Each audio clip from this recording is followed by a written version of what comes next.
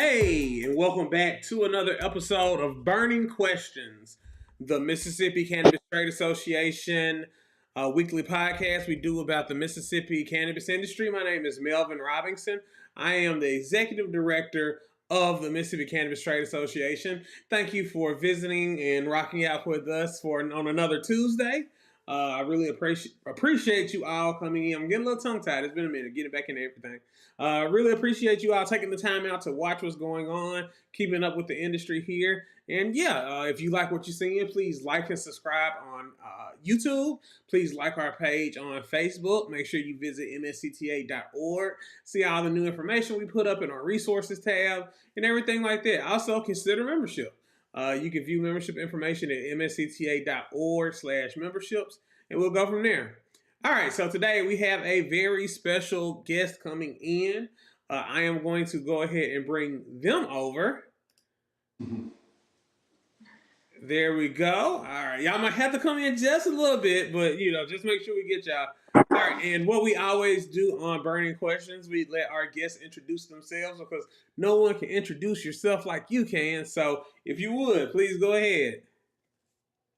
Ladies first. My name is Bethany Hill. I have a lot of different hats, but mainly I'm known as a patient advocate and an activist in the state of Mississippi.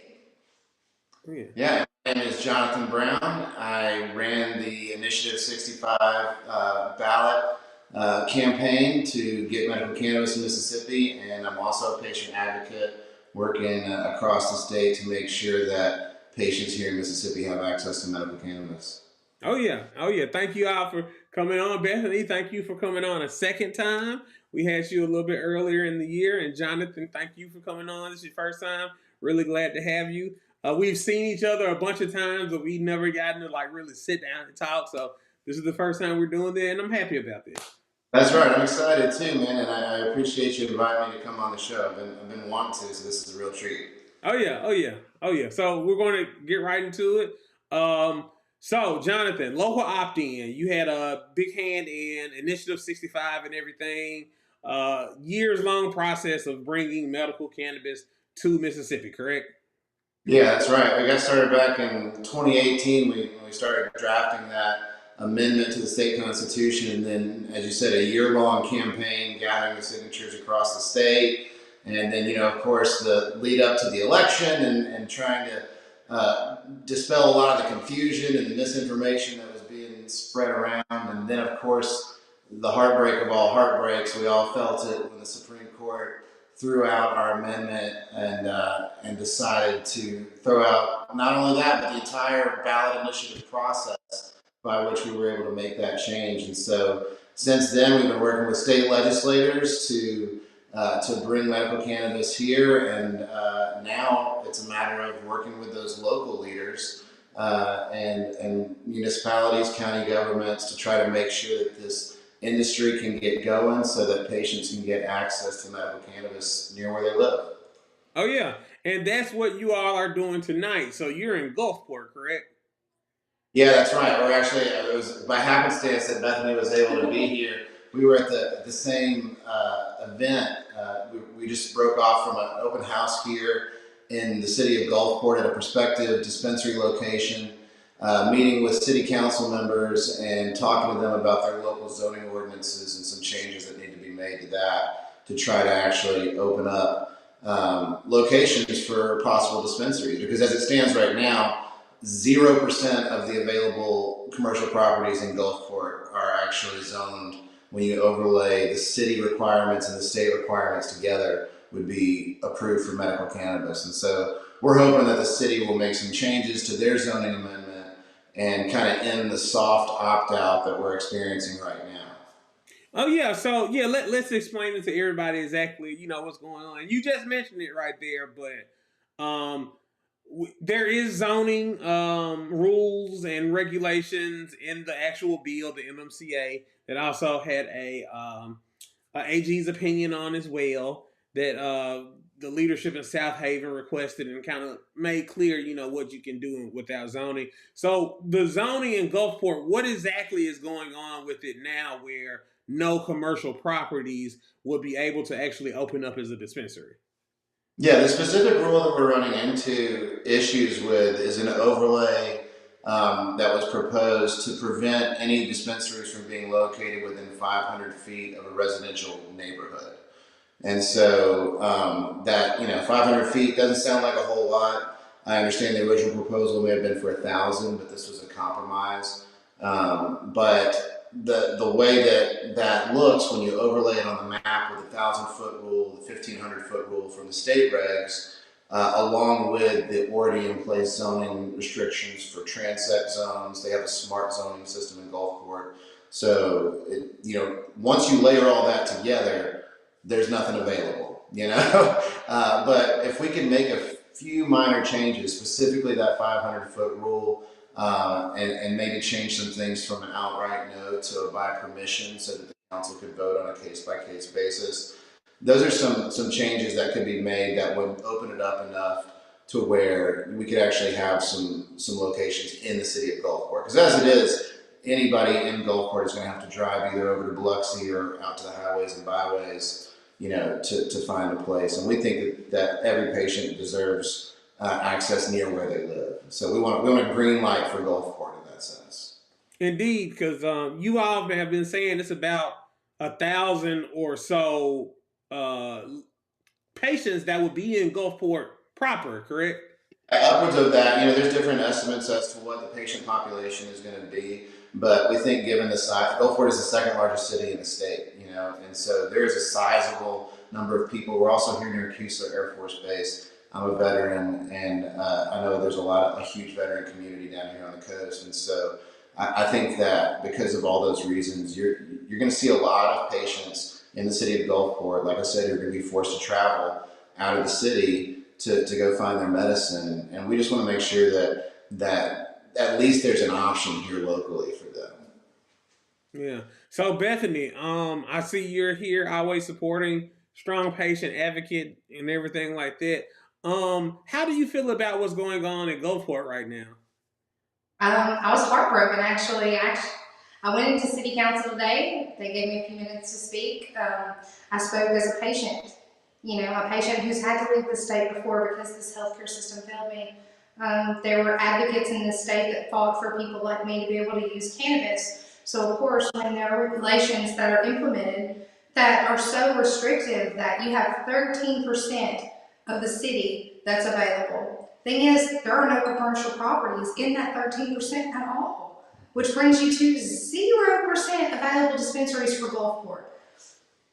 The whole world is watching Mississippi right now. The entire world is watching what we're doing because our medical bill is so revolutionary.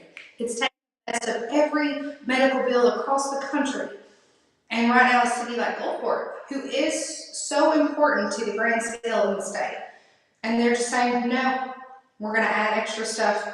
Okay, so our patients have to drive to Ocean Springs now. Our patients have to drive to Long Beach. You're talking about disabled patients who already struggle every day of their life. It's not like they can even use insurance to get their medicine. And you're adding extra stress to their life without reason. So I spoke to City Council today. I begged and pleaded for them to reconsider their extra restrictions. We worked with the state legislature very closely to make sure that certain regulations were implemented that everyone could agree upon. Our state bill is very restrictive. There are certain things in there, distance requirements, that are super important. If you add anything to that, you're pretty much saying your city is going to opt out, but you're not opting out. It's like, exactly. That's what drives me crazy too, is that they had the opportunity to opt out if they wanted. And that would have afforded the citizens the opportunity then to petition to opt back in. But instead of going that kind of transparent route, what ends up happening is the soft opt out through the zoning rules. And it's so disheartening for patients who have literally, JB has been part of this fight for so long. He is one of the founders of this movement in the state of Mississippi. So for people that have fought for years for people like me, I left for cannabis. I got to come back.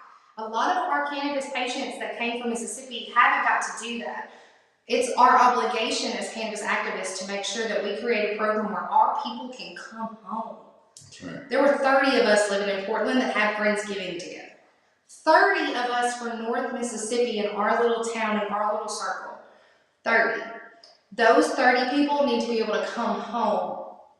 Yeah. And that's what I fight for every day. So working with the City Council of Gulfport to implement a program which also sets their fears, like, hey, we know these are your fears, we're here to put those at ease, but also we have to be here for our patients. Like, it's all about compromise. We're mediators, and that's what we do when we go into these little neighborhoods. Yeah. And I think the Council of Gulfport was amazing today.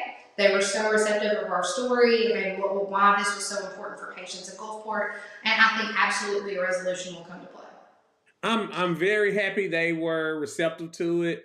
I think a lot of people just have to actually hear what's going on, look at actual data, look at some maps like you all did. Because I'm sure no one thought, hey, if you put this map on top of these regulations, oh, it's going to cut out, over almost 90% of our city.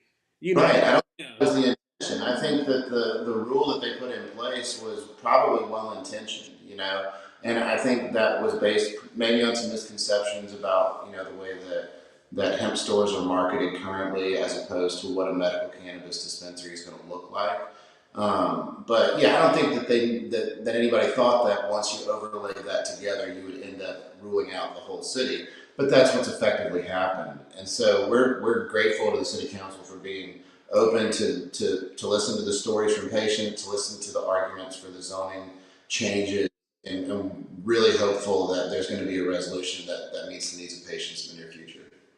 What was their concern just chiefly about, like, hey, we don't want this kind of, like, what were some of the things you were hearing from them? To be perfectly honest, everyone's major concern is that you can go to a gas station and buy a CBD product that is not guaranteed to be an actual CBD product. There's no COAs that you're going to be given at the gas station that says this certificate of analysis says this product is free of all pesticides, all carcinogens, everything that you want in a product. You're not getting that at a gas station. And they immediately think that these dispensaries are going to cater to the Cheech and Chong mentality, where it's patients like me who just need medical cannabis, it's patients like JB who fought for this country. These people are the people that we're trying to treat. My 80-year-old grandmother who used it to be glioblastoma, which is a rare brain cancer. These are cannabis patients. So our job as cannabis activists is to go in and say, hey, we're actually the face of cannabis. We need medicine to survive. And we need to be able to go to locations that are safe for us to go to and use cash and things like that you have to with cannabis. We need safe locations to do that. And just putting a face to it really makes all the difference in the world. Yeah, because I think a lot of people, like, I always reiterate this, if you are eligible to receive a medical card in Mississippi and you look at that list of the conditions, you are sick. Like, you have some medical issues. Like, you're not just this, you might have issues with mobility. You might have issues getting around. So, instead of making these restrictions just because of, the what people think the culture of it is, when in fact, hey, we're really trying to provide health care for people. That's right, and that's why we're asking the city council. We're seeking to treat medical patients with compassionate care. That's the whole point of medical cannabis, right? So we're just asking the city council to treat these facilities as medical facilities because that's what they are, and don't conflate that with the shops or the gas station selection that you see everywhere. These are worlds apart, and the quality of medication that we're going to be able to provide patients is not even in the same category as what you see in those places. And so I think it's just important for city leaders to make a real distinction between the type of business that we're talking about here and what they might fear it would be. And I think that is starting to happen, at least in Gulfport. And I think in other places too. Yeah, a lot of leadership I have talked to, a lot of them are very interested in everything. And, again, we're combating a narrative that people have heard for decades and decades upon decades. And now it's like, hey, It's not really like that. This is what it is, and a lot more people are open to it. Now, you all have a petition going on right now. Tell us about that. Yeah, so if you go to medicalcannabisms.org, if you're a Mississippi voter, we ask that you go on there and sign the online petition. It's not a formal petition like you would with an opt-out, opt-in process like we've had in other parts of the state. This is more of a show of solidarity with patients, with voters here in the city of Gulfport that we can bring to city leaders and just make that case a little bit stronger. And so, especially if you're in Gulfport, especially if you're a patient, please go to medicalcannabisms.org and you can sign the petition online there. And we're talking to people here in the city as well, neighbors who are signing on to this effort. And so it's just a way that you can show your support, not only for the dispensaries that want to open, but also for the patients who want access to their medicine. And I'm looking here at it's hashtag Greenlight Gulfport. 83% of Harrison County voters supported the state medical cannabis program at the poll. 83%. That's right. That's like an overwhelming majority. The coast was strong. The coast was strong. The number for Harrison County is 50,078 votes for Initiative 65 on the 2020 election ballot. So over 50,000 people voted that they wanted medical cannabis in their area. Yeah. Mm-hmm. And by contrast, less than 5,000 people voted for the mayor of Gulfport in the last municipal election. So I think there's a clear mandate from the voters of the city and from this county that city leaders ought to be paying attention to, because that's how our democracy is supposed to work. Once the people have made their voice heard, the leadership is supposed to enact those wishes. And so we just want the city to follow through on what the state legislature has set up, and so that this time next year we're talking about a strong, flourishing, robust medical cannabis program from the coast to the capital all the way up to Corinth. Yeah. Because this is one of those things where it's like, I could see if it was 52%, because then it's like, okay, it's kind of a toss. But once you get over 60. But 83 is pretty strong. 83 is pretty strong. 12.8% came from the three coast counties. That is Jackson, Harrison, and Hancock. The three counties. 12.8% of the entire state vote came from those three counties. Wow. So the population of 200,000 in Harrison County, 50,000 is roughly 1/4. Yeah. Wow. So, like I said, mandate all the way across the coast, and that's reflected with other cities' policies. Biloxi isn't having this same zoning issue. They've got a whole bunch of dispensaries already approved. We're seeing other cities along the coast that are already, getting places up and running, whether it's a grow or a dispensary. And so we just think we need to make a change here in Gulfport to make sure they're in concert with not only the rest of the coast, but with the voters of this city. For sure. So we're going to wrap it up now. It's been really great. Tell everybody, what you would like them to do. Give them the website again. Let them know what y'all got going on. Just share it. Yeah, go to medicalcannabisms.org, sign that petition, and then also just pay attention to your local city government. This is a great lesson in why this is so important and how powerful these positions are. City council often only gets a few thousand votes in an off-year election, but they maintain a huge amount of power over the way business is done in your community, and especially when it comes to a highly regulated business such as medical. And so if you're not sure what's going on in your city, if you're hearing this about Gulfport, you're thinking, well, wait, what did my city do?